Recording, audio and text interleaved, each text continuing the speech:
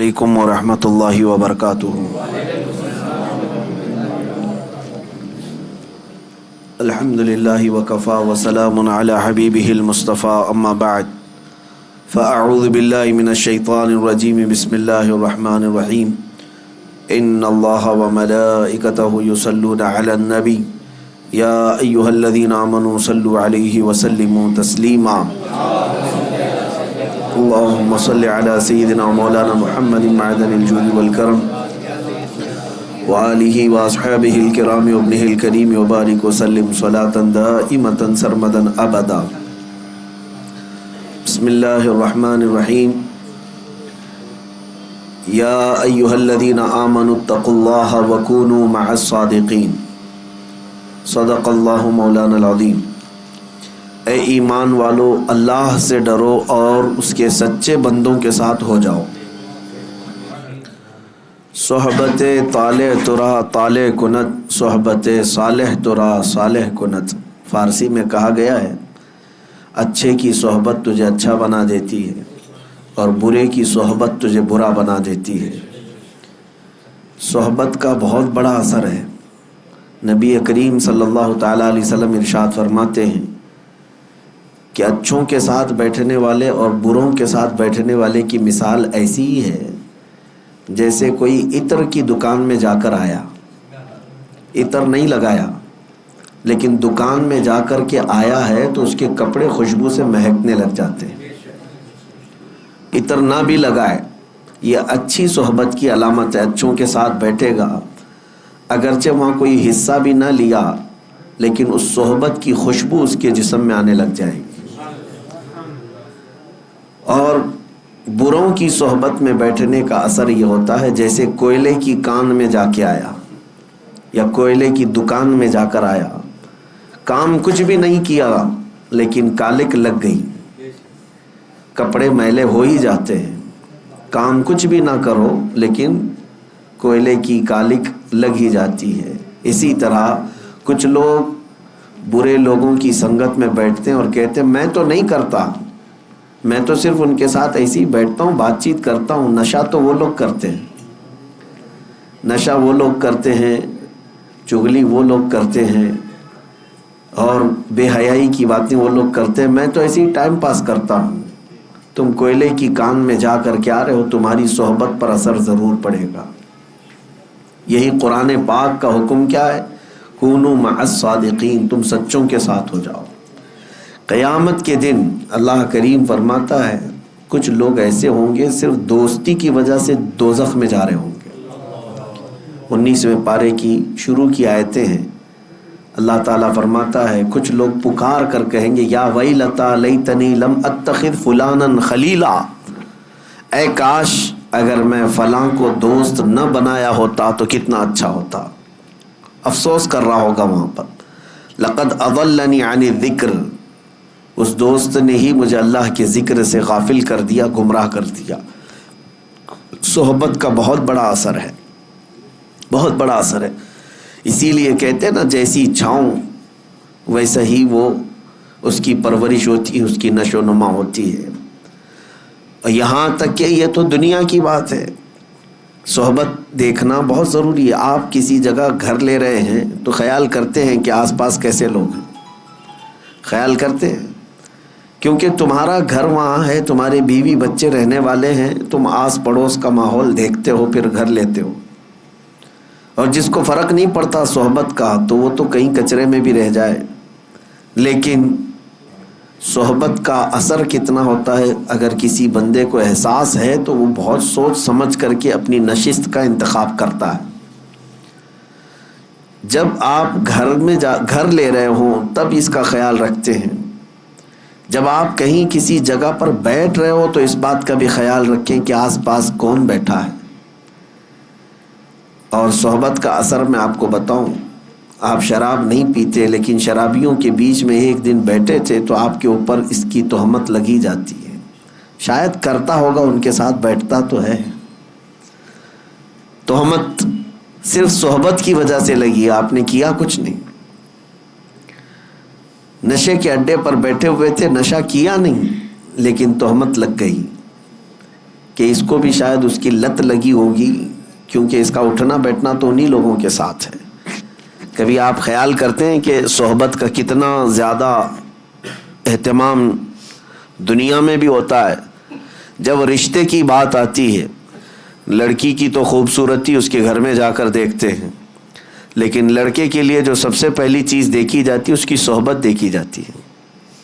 یہی دیکھا جاتا ہے کہ وہ کن لوگوں کے ساتھ اٹھتا بیٹھتا ہے، اس کی دوستی یاری کس کے ساتھ، اسی پر لوگ اس کو پرکھ لیتے ہیں۔ اگر اس کی دوستی یاری اچھے لوگوں کے ساتھ ہے تو اس کا معیار بلند مانا جاتا ہے کہ نہیں اچھا لڑکا ہے، خود بھی پابند ہے اور اس کے دوستوں میں یاروں میں سب جو ہے پابند لوگ ہیں، نمازی لوگ ہیں، یہی کہا جاتا ہے، تعریف میں یہی کہا جاتا ہے۔ اور خود اچھا ہے لیکن اگر غلط سنگت میں رہتا ہو تو اس کے اوپر ایک دھبا لگ جاتا ہے، اور یہی اس کے رشتے کو توڑنے کا سبب بن جاتا ہے۔ سب یہ کہتے ہیں نہیں اس کی تو سنگت بہت بری ہے، برے لوگوں کے ساتھ رہتا ہے۔ تو آپ اندازہ کریں کہ دنیا میں صحبت کا اتنا بڑا اثر ہے، تو پھر آخرت میں اس کا بہت زیادہ اہتمام ہوگا، دیکھا جائے گا۔ حتیٰ کہ مرنے کے بعد نبی پاک صلی اللہ تعالیٰ علیہ وسلم نے یہ بھی ارشاد فرمایا، اپنی میتوں کو جب قبرستان میں دفن کرو تو اچھوں کے بغل میں دفن کرو، یا اپنے لیے تم دفن کی جگہ منتخب کرتے ہو۔ ویسے تو کسی کو خبر نہیں ہے کہ کون کہاں مرنے والا ہے، لیکن اگر اتفاق ایسا آیا یا وصیت کر رہے ہو تو ایسی جگہ دفن ہونے کی نصیحت کرو جہاں اللہ والے آرام کر رہے ہو۔ کیوں؟ صحبت کا اثر مرنے کے بعد بھی ہے، قبروں کے بعد بھی۔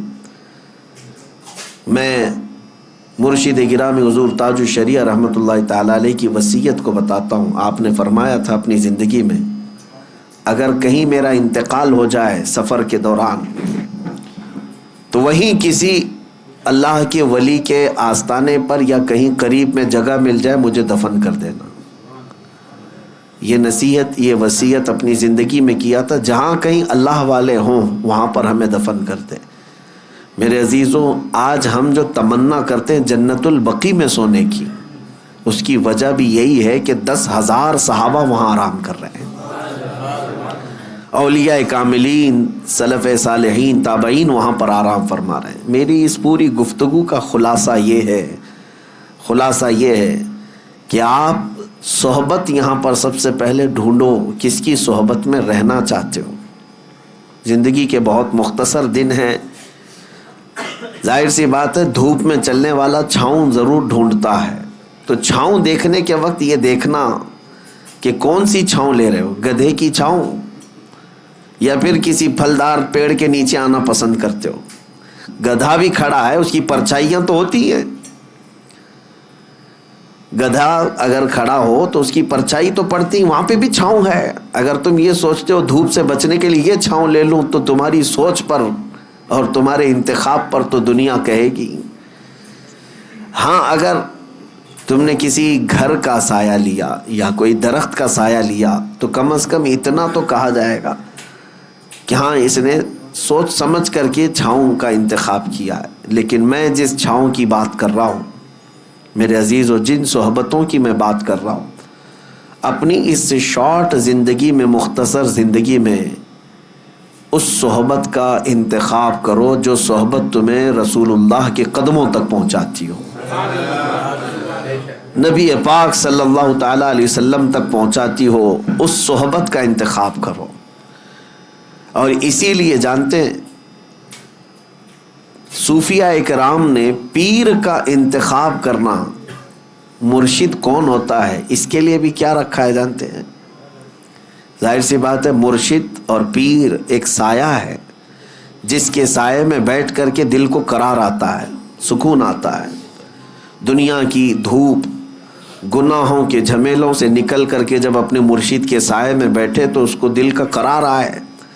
لیکن جانتے ہو صوفیاء اکرام نے مرشد تلاش کرنے کے لیے بھی یا پیر ڈھونڈنے کے لیے بھی جو چیز سب سے اہم بتائی ہے وہ کیا ہے؟ یہ علامتیں نہیں رکھی گئی ہیں کہ چہرہ گورا ہونا چاہیے، کپڑے ایسے پہنتا ہو، اتنا لمبا ہو، اتنا ناٹا ہو، اتنا چوڑا ہو، یہ سب چیزیں تو نہیں ہیں، لیکن البتہ یہ کہا گیا ہے، یہ فرمایا گیا کہ مرشد کی تلاش میں تم یہ دیکھو کہ تم صحبت میں اس کے رہنے والے ہو، اس کی چھاؤں میں بیٹھنے والے ہو. یہ ضرور خیال رکھنا مرشد وہی ہوگا تمہارا جس کو دیکھ کر کے تمہیں اللہ کی یاد آنے لگے اور اپنے گناہوں سے نفرت ہونے لگ جائے، نبی پاک صلی اللہ تعالیٰ علیہ وسلم کے دیدار کی طلب بڑھ جائے. یہ صحبت کا اثر ہے، ورنہ صرف ناموری ہے تو پھر تم اس کی صحبت میں جا کر کے بھی کچھ نہیں اٹھا سکو گے. عزیزان گرامی وقار، اسی کو قرآن نے کہا ہے، اے ایمان والو اللہ سے ڈرو اور سچوں کی صحبت میں آ جاؤ، سچوں کی صحبت میں آ جاؤ. اور سچے کون ہیں؟ دنیا کے سب سے سچے لوگ انبیاء اکرام علیہ السلام، ان کے بعد صدیقین کی جماعت، ان کے بعد شہداء اور صالحین اولیاء اکرام کی جماعت. یہ وہ ہیں جن کو قرآن نے صادقین کہا ہے. اب میں آپ کو بتاؤں، یہ تو ہم تشریح کر رہے ہیں صادقین، لیکن میں آپ کو بتاؤں دنیا کا سب سے بڑا صادق جس کو کفار و مشرکین بھی صادق کہتے تھے وہ میرے رسول کی ذات. مکہ کے کفار کیا کہتے تھے رسول اللہ کو؟ امین اور صادق ہی کہتے تھے. یعنی قرآن تو کہہ رہا ہے سچوں کی صحبت میں ہو جاؤ، میں کہتا ہوں پوری دنیا کا جس کے سچا ہونے پر اتفاق ہے اس کی صحبت کتنی اہمیت رکھتی ہے. اس رسول پاک صلی اللہ تعالیٰ علیہ وسلم کی صحبت میں آ جاؤ. اب بات آتی ہے رسول کی صحبت کیسے؟ اب اللہ کے رسول صلی اللہ تعالیٰ علیہ وسلم ہماری زندگی میں موجود نہیں ہے، وہ اپنی ظاہری حیات میں آج نہیں ہے، تو پھر رسول کی صحبت ہم کیسے اختیار کریں؟ تو نبی پاک صلی اللہ تعالیٰ علیہ وسلم کی احادیث کے ذریعے سے ملتا ہے کہ پھر امت کے جو اولیاء اکرام ہیں، علماء صالحین ہیں، وہ نبی کے نائب ہوتے ہیں. ان کی صحبت نبی کی صحبت. یہ جو چین ہے، یہ جو چین ہے اپنے مشائخ سے وابستہ رہنے کی، تو اگر کوئی اس کو دکان سمجھتا ہے تو وہ بے عقل اور بے وقوف ہے. علماء اور مشائخ سے جو عوام وابستہ ہے اس کی ایک وجہ یہی ہے کہ یہ رسول اللہ کی صحبت حاصل کرنا چاہتے ہیں. مجھے یہ بتاؤ اے میرے عزیزو، تمہیں سنتیں اگر سیکھنا ہے، نبی پاک صلی اللہ علیہ وسلم کی سیرت تمہیں جاننا ہے، یا اب تک تمہارے پاس معلومات آئی ہیں تو کس کے ذریعے سے آئی؟ علماء اکرام کے ذریعے سے آئی. تو رسول اللہ کے وہ نائب ہیں اور ان کی صحبت تمہارے لیے نبی کی صحبت ہے. اب سنو آگے کی بات. یہ تو میں تمہید کے طور پر آج عرض کیا، اور اب صحبت کا فائدہ بھی میں آپ کو بتاؤں. صحبت کا فائدہ، جس کی صحبت میں رہتے ہو ویسا ہی اثر بھی پیدا ہوتا ہے. ہاں، جس کی صحبت میں رہتے ہو ویسا ہی اثر پیدا ہوتا ہے. بلکہ تو یہ محاورہ مشہور ہے، خربوز کو دیکھ کر خربوز رنگ پکڑ لیتا ہے. ہاں، یعنی جو اناج ہے، جو نباتات ہے، اس میں اگر یہ اثر ہوتا ہے کہ ایک پھل دوسرے پھل کو دیکھ کر ویسی رنگ پکڑتا ہے، تو پھر انسان تو انسان ہے. انسان فلیکسیبل ہے، یہ بہت جلدی اڈاپٹ کرتا ہے دوسری چیزیں. اسی لیے ہم نے دیکھا ہے شہروں کے بچے کیسے ہوتے ہیں، گاؤں کے بچے کیسے ہوتے ہیں، بہت فرق ہے. عرب کے بچے کیسے، امریکہ کے بچے کیسے. کیوں؟ بچے کیا ماں کے پیٹ سے سب سیکھ کر کے آئے؟ نہیں، یہ سارا ان کے اوپر صحبتوں کا اثر ہے. یہ جس سائے میں رہتے ہیں بچے وہی اڈاپٹ کرتے ہیں. اب ان بچوں کی بولی جیسے ہی زبان کھلتی ہے کون سی باتیں کرتے ہیں، یہ کون سی باتیں کرتے ہیں؟ یہ آسمان سے کوئی زبان لے کر کے آئے؟ نہیں، یہ جس سائے کے اندر رہ رہے ہیں، آپ کو جیسا بولتے ہوئے دیکھا ویسی ہی ان کی بھی زبان کھل گئی. وہی جملے، وہی الفاظ، وہی زبان. جس گھر میں گالی گلوچ ہو رہی تھی تو بچے کوئی اندازہ نہیں گالی گلوچ کیا ہوتی ہے، لیکن اس کو خیریت سمجھ کر کے گالی ہی دیتا ہے. کسی کو وش کرنے کے لیے بھی وہ گالی ہی دیتا ہے، کیونکہ اس نے ماحول ویسا حاصل کیا ہے. اور جن بچوں کے گھر دینی ماحول میں ڈھلے ہوئے ہیں ان بچوں کی زبان پر بھی اثر نظر آتا ہے. یہ تو ظاہری اثر ہوا، باطنی اثر بھی بہت بہت زیادہ ہوا کرتا ہے. جو جس کی صحبت میں رہتا ہے ویسا ہی رنگ پکڑتا ہے، ویسی رنگ پکڑتا ہے.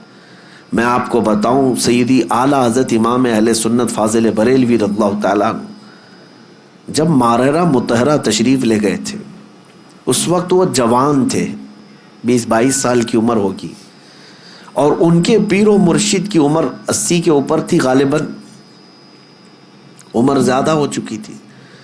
بیعت ہونے کے لیے گئے تھے اعلیٰ حضرت، اور ماررہ کے اس بزرگ کے پاس جن کو خاتم الاکابر سید آل رسول احمدی مارروی رحمۃ اللہ علیہ کہا جاتا ہے. اولیاء اکرام میں ایک سند ہے ان کی، حضرت سید آل رسول مارروی کی. جب ماررہ مطہرہ اعلیٰ حضرت گئے، وہاں پر تو حال یہ تھا کہ سید آل رسول مارروی رحمۃ اللہ علیہ مرید تو کرتے تھے، لیکن خلافت کا معاملہ بہت الگ تھا. ہر کسی کو خلافت کا پٹا نہیں ڈال دیا جاتا تھا. کسی کو 10 سال 12 سال مجاہدے کرواتے وہاں خانقاہ میں رکھ کر پھر خلافت دیتے تھے. لیکن اعلیٰ حضرت جب گئے تھے، وہ کمرہ آج بھی وہاں ماررہ میں موجود ہے، جس حجرے کے اندر اعلیٰ حضرت اور ان کے پیر و مرشد صرف 2 ہی لوگ بیٹھے تھے. بیعت کیے، مرید تو ہوئے، اور پیر و مرشد نے ساری خلافتیں اسی مجلس میں دی. اب جو بات میں کہنے جا رہا ہوں وہ توجہ. 22 سال کا نوجوان امام اہل سنت احمد رضا خان اور 80 سال سے زیادہ کے بزرگ حضرت سید آل رسول مارروی رحمۃ اللہ علیہ. 20 سال اور 80 سال میں فرق ہے کہ نہیں ہے؟ جوان کیسا دکھتا ہے، بوڑھا کیسا دکھتا ہے. اعلیٰ حضرت جب وہاں پر بیعت کر کے خلافتیں لے کر کے جب حجرے سے باہر نکلے، دروازہ کھلا تو بہت سے لوگ باہر کھڑے تھے. سیدی آل رسول مارروی رحمۃ اللہ علیہ کے مریدین، وہاں علماء اور صلحاء بہت سارے موجود تھے. دروازہ جیسے کھلا، پیر اور مرید دونوں باہر آ رہے تھے. اب سنیے جو بات میں کہہ رہا ہوں، تاریخ میں لکھا گیا ہے کہ سبوں نے کہا کہ دیکھ کر کے یہ اندازہ نہیں ہو رہا تھا، دونوں کی شباہت ایک سی لگ رہی تھی. دونوں کی شباہت ایک جیسی لگ رہی تھی. یہ چند لمحوں کی صحبت مرشد کی 22 سال کے جوان کو خاتم الاکابر کی شباہت عطا کرتی ہے. یہ باطنی صحبت ہے، یہ باطنی صحبت ہے. اور صحبت کا اثر میں آپ کو بتاؤں، بد ہیں تو کیا ہوا، صحبت اچھوں کی ہو. اسی لیے اعلیٰ حضرت نے کیا کہا ہے، کیسے آقاؤں کا بندہ ہوں رضا، بول بالے میری سرکاروں کے.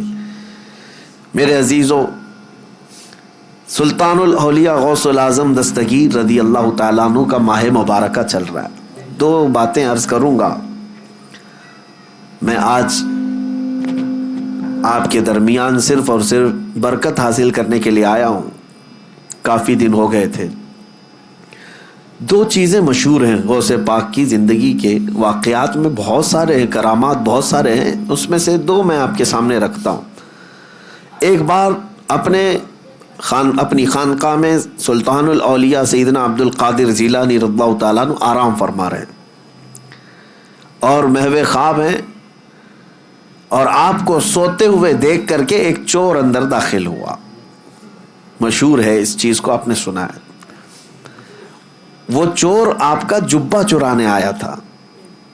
سنا ہے کہ غوث پاک کا جبہ بڑا قیمتی ہوتا تھا، ایک بار چوری کر لے تو پھر پوری زندگی اس کی چل پڑے. کافی قیمتی ہوتا تھا.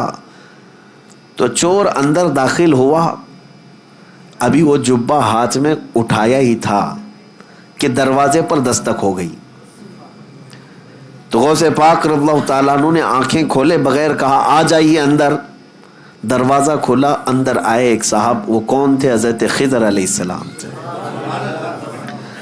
حضرت خضر علیہ السلام آئے اور کہا سیدی، کس سے؟ حضرت شیخ عبد القادر جیلانی رضی اللہ تعالیٰ عنہ سے. کہا بصرہ کے یا کسی شہر کے قطب کا انتقال ہو گیا، وہاں پر قطب اب کون ہوگا؟ یہ تعینات جو ہوتے ہیں، ہر شہر میں ایک قطب ہوتا ہے اللہ کا، ایک ولی ہوتا ہے. یہ غوث الاعظم دستگیر رضی اللہ تعالیٰ عنہ کے زمانے میں تصرف اللہ نے ان کو عطا کیا تھا. حضرت خضر علیہ السلام ان سے پوچھتے ہیں کہ اس شہر کا قطب کون ہوگا؟ غوث پاک رحمۃ اللہ تعالیٰ علیہ آنکھیں کھولے بغیر کہتے ہیں وہ دروازے کے پیچھے کھڑے، انہیں لے جائیے. جو جبہ ہاتھ میں پکڑے ہوئے کھڑا تھا کہ اب پکڑا جاؤں، اب پکڑا جاؤں، اب پکڑا جاؤں گا، اور آنکھیں کھولے بغیر پیران پیر نے کہا وہ دروازے کے پیچھے جو کھڑے ان کو لے جائیے. حضرت خضر علیہ السلام نے دروازہ کھینچا تو دیکھا ایک سادہ سا آدمی ہے، جبہ ہاتھ میں اٹھایا ہوا ہے اور تھر تھر کانپ رہا ہے. کہا کہ چلیے مبارک ہو، اللہ نے آپ کو قطبیت عطا کی، اس لیے کہ شیخ عبد القادر جیلانی کی زبان سے نکلا ہے، چلیے ہمارے ساتھ. اب وہ شخص حیرت میں تھا کہ میرے ساتھ کہیں کوئی مذاق نہ ہو رہا، اور وہ دوڑتے ہوئے پھر غوث پاک کے قدموں میں آیا، کہا روتے ہوئے مجھے معاف کریں، مجھے معاف کریں، کیا یہ میرے ساتھ کوئی مذاق تو نہیں؟ غوث پاک رضی اللہ تعالیٰ عنہ نے فرمایا شیخ عبد القادر جیلانی کو اللہ نے یہ طاقت عطا کی ہے کہ وہ جو زبان سے نکالے اللہ اس کو پورا کر کے رہتا ہے. کہا کہ میں یہاں کس غرض سے آیا تھا آپ کو پتہ ہے، میرے ہاتھ میں آپ کا اٹھایا ہوا جبہ تھا. غوث پاک رضی اللہ تعالیٰ عنہ نے فرمایا سب ہمیں پتہ ہے، اور ہم چاہتے ہیں کہ تمہارے اس منصب کو، تمہاری اس ڈیوٹی کو بدل کر کے دوسری ڈیوٹی دے دی جائے. اب یہ واقعہ تو ہم نے سنا، کئی مرتبہ سنا، لیکن ایک بزرگ سے میں نے سنا اور انہوں نے یہ بیان فرمایا اور کہا کہ بیٹا آپ جانتے ہو چوری کرنے والے کو تو سزا دی جاتی ہے، اسلام سزا دیتا ہے، اور یہاں وہ جبہ ہاتھ میں لے کر چرایا ہوا آدمی رنگے ہاتھوں پکڑا گیا، سزا دیتے ہاتھ کاٹتے، اور اس کو بجائے اس کے کہ صرف معاف کر کے چھوڑتے پھر قطبیت کا مقام بھی دے دیا. یہ سوال جب آتا ہے ذہن میں تو پھر اس بزرگ نے فرمایا کہ بات در حقیقت یہ ہے کہ اللہ کریم بھی نسبتیں دیکھتا ہے. وہ چور چوری تو کیا تھا لیکن ہاتھ میں دامن کس کا تھا؟ ہاتھ میں کیا تھا؟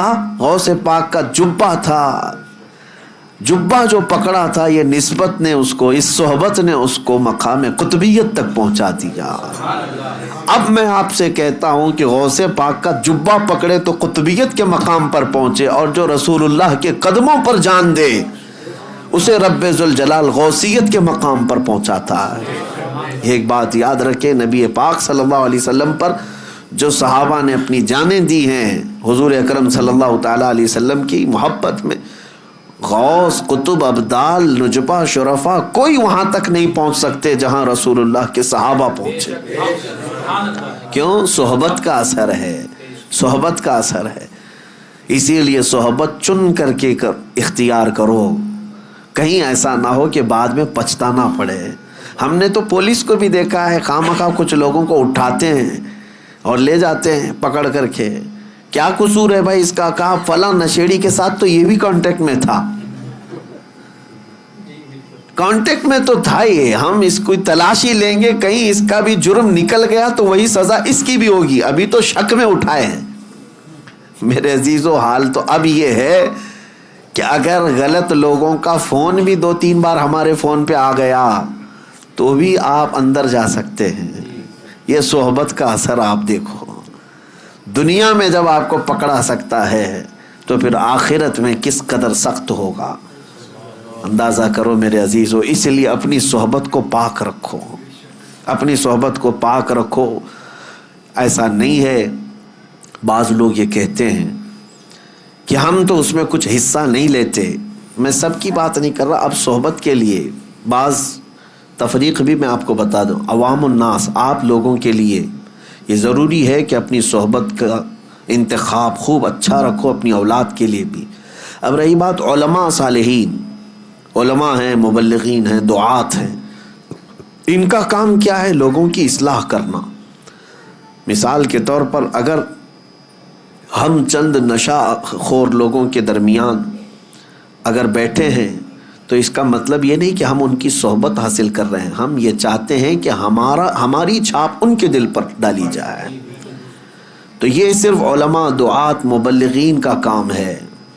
جیسے ڈاکٹر مریضوں کے بیچ میں رہتا ہے تو بیماری نہیں لیتا بلکہ ان کی بیماری کو دور کرتا ہے، لیکن عوام الناس، عام لوگ اگر بیماروں کے ساتھ رہنے لگے تو پھر یہ کہا جائے گا کہ یہ بیماری یہ بھی لے لے گا، یہ کہا جاتا ہے۔ لہٰذا ایک واقعہ تو غوث پاک کا میں نے بتایا کہ چور بھی مقام قطبیت پر پہنچ گیا، وجہ کیا تھی؟ دامن ہاتھ میں کس کا تھا؟ غوث اعظم کا تھا۔ اسی لیے جمیل قادری رحمۃ اللہ تعالی علیہ یوں فرماتے ہیں، عزیزو کر چکو تیار جب میرے جنازے کو، تو لکھ دینا کفن پر نام والا غوث اعظم کا۔ اب دوسری بات، بغداد مقدسہ میں جو ایک واقعہ مشہور ہے کہ حضرت شیخ احمد جام اپنی شیر کی سواری کرتے ہوئے بغداد کے کسی بھی محلے میں جاتے تو اس محلے والے ایک گائے ان کی شیر کو قربان کر دیا کرتے تھے۔ وہ غوث پاک کے محلے میں آئے اور بولا کہ جاؤ شیخ عبد القادر جیلانی کی خانقاہ سے بھی ایک گائے ہمارے شیر کے لیے لے آؤ۔ غوث پاک نے منع نہیں فرمایا، اپنے خادم سے کہا لے جاؤ لنگر خانے سے جو گائے ہوگی، لے کر کے گئے، لیکن وہاں پر ہڈیاں کھا کر پلنے والا ایک کتا، پالا ہوا نہیں پلا ہوا، دونوں میں بہت فرق ہے۔ پالا ہوا نہیں، خود سے پلا ہوا کتا نکلا ساتھ میں، اسے کسی نے ٹرین کر کے بھیجا نہیں تھا، اسی لیے میں نے لفظ میں ہی کہا کہ پالا ہوا نہیں ہے، پلا ہوا۔ اور غوث پاک رضی اللہ تعالیٰ عنہ کے آستانے سے جب وہ گائے شیر کے قریب پہنچی تو شیر بھوکا جھپٹا مارنے ہی والا تھا کہ یہ کتا اس پر جھپٹا مارا اور دم زدن میں شیر کو چیر کر کے رکھ دیا۔ یہ شاید واقعہ ایسا پہلا ہوگا کہ ایک کمزور کتا جنگل کے راجا پر بھاری ہو گیا ہو۔ اب تک ہم سنتے یہی آئے تھے کہ جانوروں میں شیر جو ہے راجا ہوتا ہے، لیکن یہاں راجا کا باجا ختم ہو گیا۔ کیوں؟ غوث پاک رضی اللہ تعالیٰ عنہ کے محلے میں آیا اور کتا جو ہے شیر کو پھاڑ کر 2 ٹکڑوں میں بدل دیا۔ دنیا نے اس منظر کو دیکھا اور اعلیٰ حضرت نے فرمایا کیا دبے جس پہ حمایت کا ہو پنجہ تیرا، شیر کو خاطر میں لاتا نہیں کتا تیرا۔ اب یہاں پر مسئلہ یہ ہے، شیر شیر ہی تھا وہ اور کتا کتا ہی تھا، اور اصول آج بھی وہی ہے کہ شیر ہی بھاری ہوتا ہے، لیکن یہ اصول اس جگہ ٹوٹ جاتا ہے جہاں کتے کی نسبت دربار غوث سے ہو جائے۔ اب میں آپ کو یہ کہتا ہوں کہ کتا ہے، کتے پالنے کی ہمارے ہاں شریعت میں اس کا حکم نہیں ہے۔ بعض مقامات ایسے ہیں جیسے کھیتی باڑی یا حفاظت کے لیے ان کو شریعت نے مستثنا رکھا ہے۔ جس جانور کو ہم پالتے بھی نہیں، خود سے گھروں کے پاس بیٹھ کر پل جاتا ہو، اس کتے کا حال یہ ہے کہ دربار غوث کے سائے میں بیٹھا کرتا تھا، غوث پاک کے آستانے کے سائے میں بیٹھا کرتا تھا، اور طاقت کا حال یہ ہے کہ جنگل کے راجا کو بھی پھاڑ کے رکھ سکتا ہے۔ یہ صحبت کا اثر ہے، یہ صحبت کا اثر ہے۔ اب دوسری بات میری یہ توجہ سے سنو، دوسری بات یہ سنو کہ غوث پاک کے دسترخوان پر پڑے ہوئے ٹکڑے یا پھینکے ہوئے ٹکڑے کھا کر پالا ہوا نہیں بلکہ پلا ہوا کتا شیر پر بھاری ہو سکتا ہے۔ اب سوچو کہ غوث پاک نے جس کو پالا ہو، پلا ہوا نہیں بلکہ غوث پاک کے ہاں پالا ہوا، اور وہ بھی کتا نہیں، کوئی وقت کا عالم دین ہو تو پھر وہ اپنے زمانے کا مجدد اعظم بن جاتا ہے۔ اعلیٰ حضرت فاضل بریلوی رحمۃ اللہ علیہ پھر اس کو یوں کہتے ہیں، میں یہ مثال اس لیے دے رہا ہوں کہ اعلیٰ حضرت امام اہل سنت اپنے آپ کو کہتے ہیں کہ میں غوث اعظم کا وہاں پر دربار کا کتا ہوں، بلکہ وہ پلا ہوا نہیں پالا ہوا۔ اور جس کو غوث پاک کی نسبت حاصل ہو، عنایت حاصل ہو، پھر وہ کہتے ہیں اعلیٰ حضرت اپنی قسمت پر کہتے ہیں کہ میری قسمت کی قسم کھائیں سگانے بغداد، بغداد کے کتے میری قسمت کی قسم کھائیں گے۔ اعلیٰ حضرت فرماتے کیوں؟ ہند میں رہ کے بھی دیتا رہوں پہرا تیرا، ہند میں رہ کے بھی دیتا رہوں پہرا تیرا۔ اور اعلیٰ حضرت اسی نسبت اور اسی صحبت کے بارے میں کہتے ہیں، یا سیدی عبد القادر جیلانی غوث اعظم، تجھ سے در سے سگ، اور سگ سے ہے مجھ کو نسبت۔ غوث پاک سے ان کے دروازے کو نسبت ہے، ان کے دروازے سے کتے کو نسبت ہے، اور کتے سے اعلیٰ حضرت کہتے ہیں مجھے نسبت ہے۔ میری گردن میں بھی ہے دور کا ڈورا تیرا، اور جس کی گردن میں پٹا ہو تو اس کو میونسپلٹی والے اٹھاتے نہیں ہیں، کیوں؟ کسی کا پالا ہوا ہے۔ اس نشانی کے جو سگ ہیں نہیں مارے جاتے۔ اعلیٰ حضرت کہتے ہیں اس نشانی کے جو سگ ہیں نہیں مارے جاتے، حشر تک میرے گلے میں رہے پٹا تیرا۔ ہم بھی دعا یہی کرتے ہیں کہ سرکار غوث پاک کی نسبت آخری سانس تک ہمارے ساتھ برقرار رہے، قائم و دائم رہے۔ میرے عزیزو، خلاصہ کلام یہی ہے کہ صحبت دیکھو۔ قرآن کی آیت میں نے پڑھی، یا ایھا الذین آمنوا اتقوا اللہ وکونوا مع الصادقین، اے ایمان والو اللہ سے ڈرو اور سچے بندوں کے ساتھ ہو جاؤ، سچوں کے ساتھ ہو جاؤ، ورنہ بروں کے ساتھ جب آفت آتی ہے تو تم بھی اس میں پس جاؤ گے۔ یہاں تک کہ فرمایا گیا کہ جس جگہ جوا کھیلا جاتا ہے، جگہ کا کیا قصور ہے؟ کھیلنے والوں کا قصور ہے نا، جس جگہ، لیکن فرمایا گیا کہ اس جگہ سے 40 دن کے لیے برکتیں ختم ہو جاتی ہیں۔ ایک بار اگر کسی نے کسی جگہ پر کھیلا ہو تو آپ اندازہ کریں جگہ کے اوپر کیوں اثر پڑا اس کا، اس لیے کہ برے وہاں پر کھڑے تھے، تو جگہ کے اوپر بھی اثر پڑ جاتا ہے۔ اسے اندازہ کریں آپ، جو چیز جہاں کھڑی ہوتی ہے، یا ہر چیز کا اثر ہے دنیا میں، ہر چیز کا اثر ہے۔ اس لیے اپنی صحبتوں کو پاک رکھو، خاص طور پر نوجوانوں سے میں گزارش کرتا ہوں۔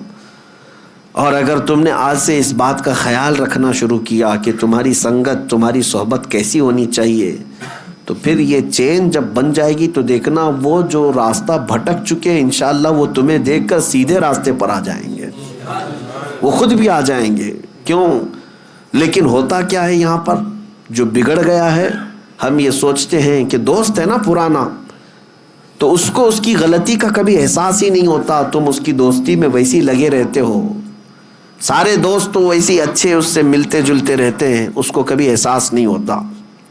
لیکن سارے دوستوں نے اگر اس کو چھوڑ دیا اچانک کہ تو شراب کیوں پی رہا ہے، تو نشہ کیوں کر رہا ہے، تو زنا پر کیوں گیا تھا، تو سود کا کاروبار کیوں کر رہا ہے، اگر دوستوں نے اسے چھوڑ دیا تو اسے اسی دن احساس ہونے لگ جائے گا کہ میں کچھ غلط کر رہا ہوں جس کی وجہ سے میرے ساتھیوں نے مجھے چھوڑ دیا ہے۔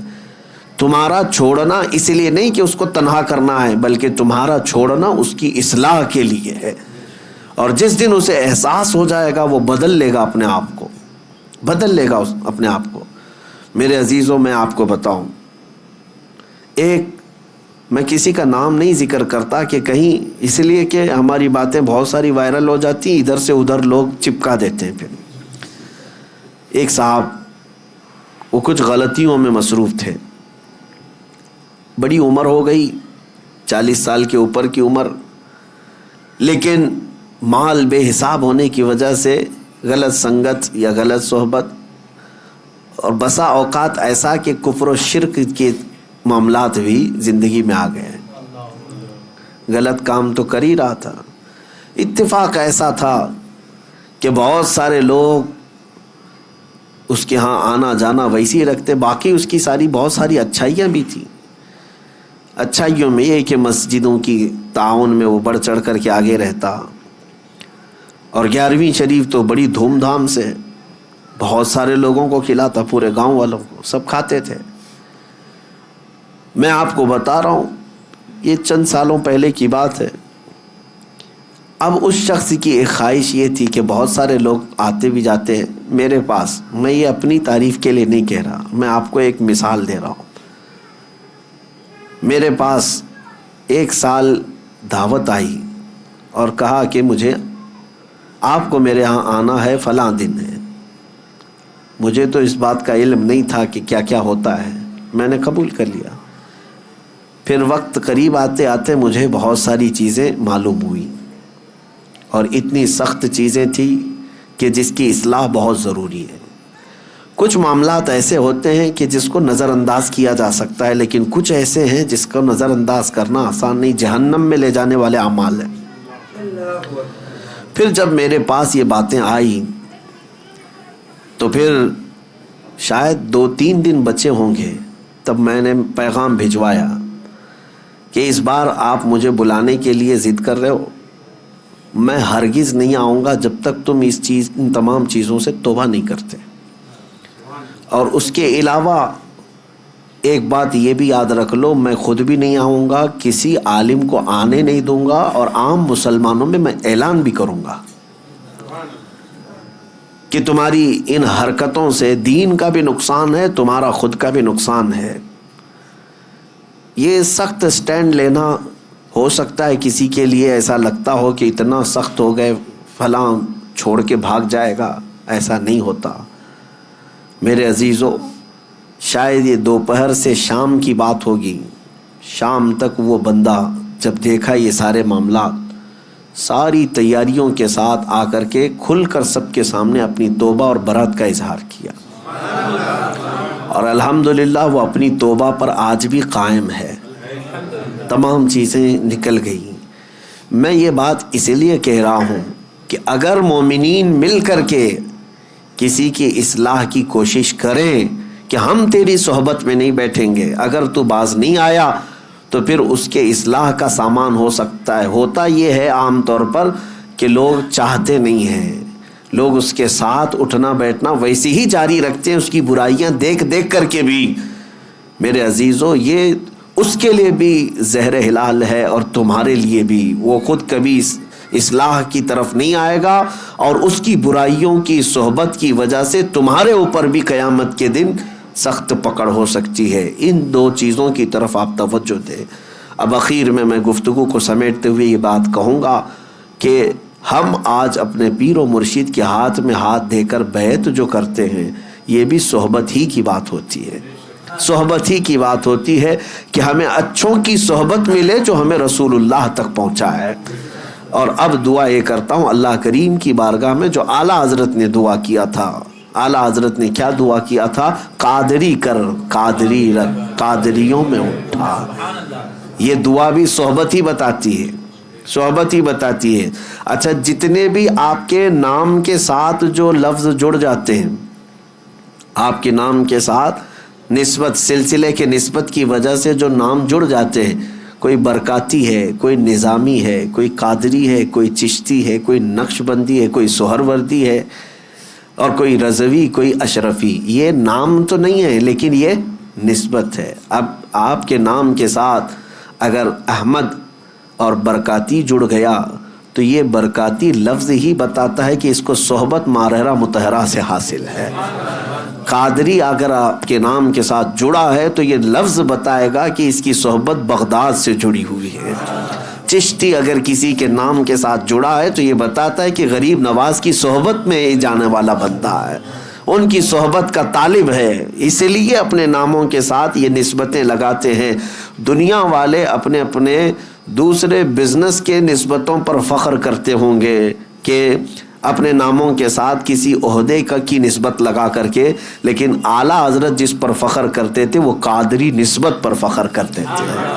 علامہ، مولانا، مفتی، الحاج، قاری، حافظ، یہ سب ہو سکتا ہے منصب ہوں، عہدے ہوں، لیکن اعلیٰ حضرت اپنے لیے جو لکھتے تھے فقیر قادری۔